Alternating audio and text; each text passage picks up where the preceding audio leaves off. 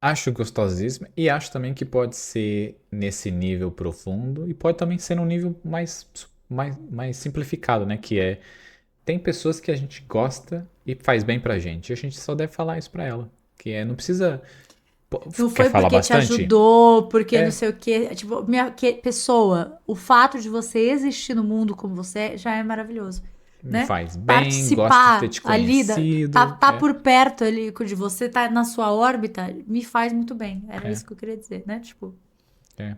E se sair capenga, vai capenga mesmo. Se conseguir de áudio, manda texto, porque às vezes a gente não consegue no áudio, que a gente às vezes não tá acostumado a mandar áudio assim, a colocar em voz alta esse amor, né? E esse carinho. A gente precisa de prática. O que a gente não precisa de prática na vida? Se é praticamente tudo que a gente precisa aprender. Então, gostei, Cintia Cruz, maravilhoso. E, inclusive, vou fazer. Depois que a gente parar aqui, vou me botar aqui. Vou mandar pelo menos 5 áudios para pessoas aleatórias que são importantes na minha vida. ai, já tá vindo também várias pessoas na minha cabeça que talvez eu não esteja amando em voz alta como deveria, assim. Uhum. Acho importante, gostei. Não precisa esperar o velório em vida ou em velório de morte. Nem precisa ser um plano mirabolante também. Pode ser só um áudio que se faz na hora, sem pensar muito sobre. Só com aquele Ah. sentimento bom. Pensando nessa coisa, agora pensando em família, assim, me veio muito. Hoje em dia, a minha família, assim, a família da minha mãe, a família do meu pai, a gente não tem mais esses momentos de reencontro. É muito louco isso, né? Porque assim, se alguém morre, as pessoas se organizam, se viram e elas vão no enterro. Tipo, elas dão um jeito e fazem acontecer, né? Vai lá, dá. E tal. Agora, para fazer o encontro dos primos, o não sei o quê, o almoço. Nossa, meses de preparação.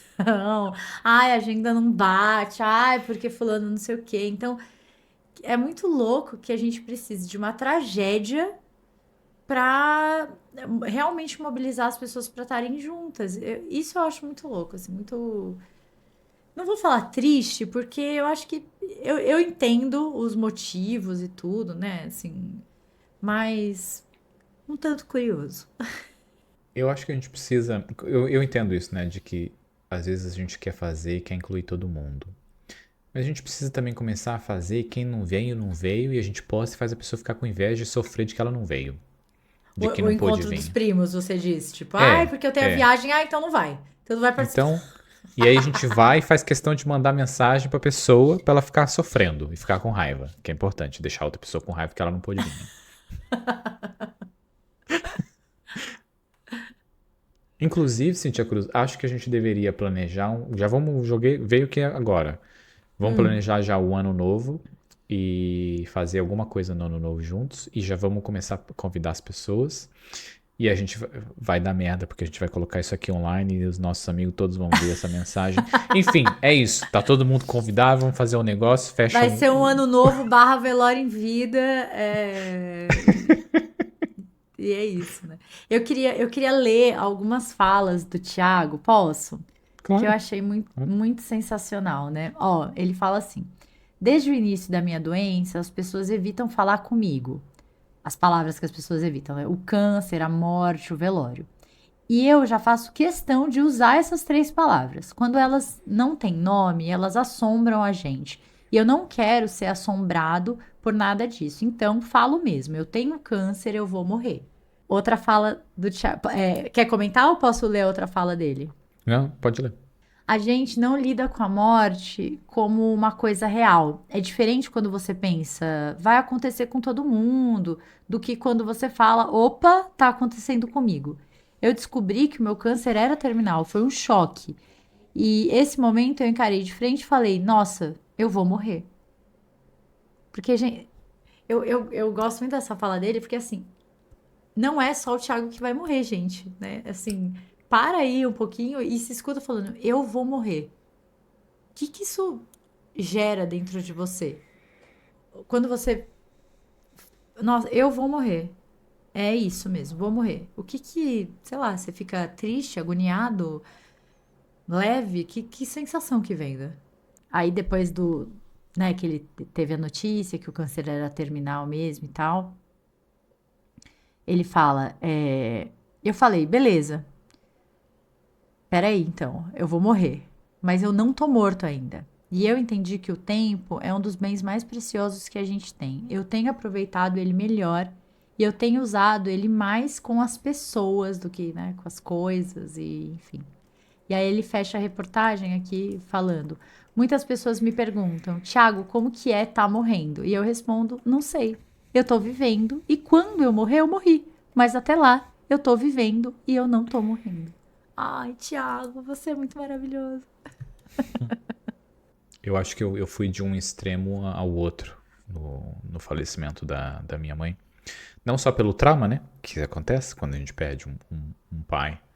Ah, e eu lembro de ter ir para um ponto, assim, um sentimento, ir para um local em que eu comecei a viver minha vida meio que indiferente, assim, do momento de morrer ou não, sabe? De tipo, eu acho que parte do trauma e parte dessa experiência ter sido tão violenta a primeira vez, assim, me fez a um local que era assim, se eu morrer amanhã é isso, morri, não tem o que fazer, sabe?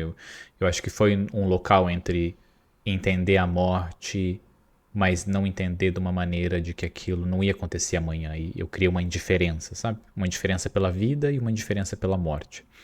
E eu lembro de estar nesse local, de que era, se eu morrer amanhã, tá tudo bem, aconteceu, não se faz nada. Mas eu sinto que aquilo não estava num local realista, porque em um dos esportes que eu pratico depois de alguns anos de viver nesse ambiente dessa sensação, né, de se eu morrer, se amanhã eu morri, tá tudo bem.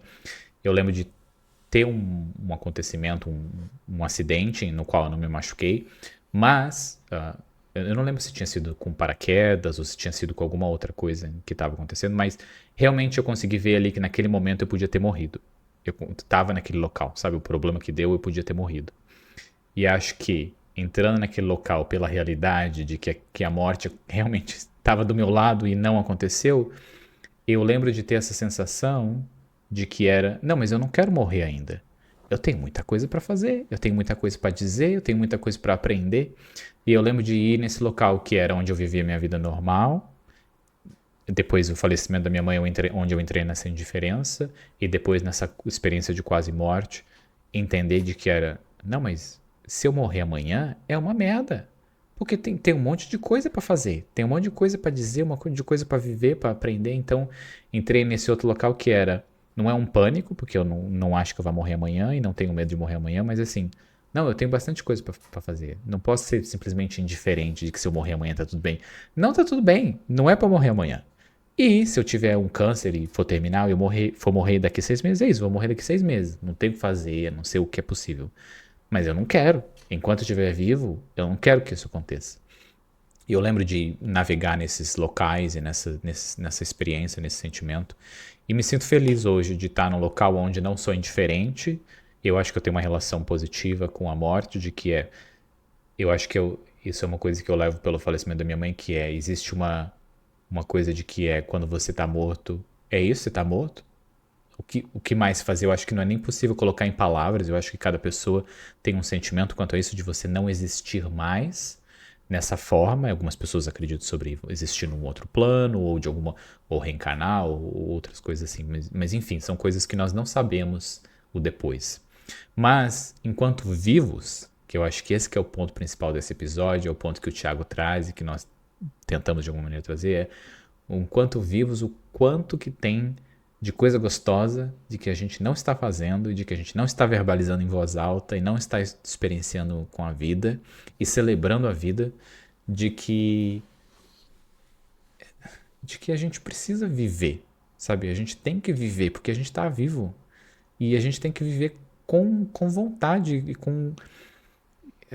Eu tô perdido no sentimento. O sentimento tá aqui, mas não tá vindo em palavras.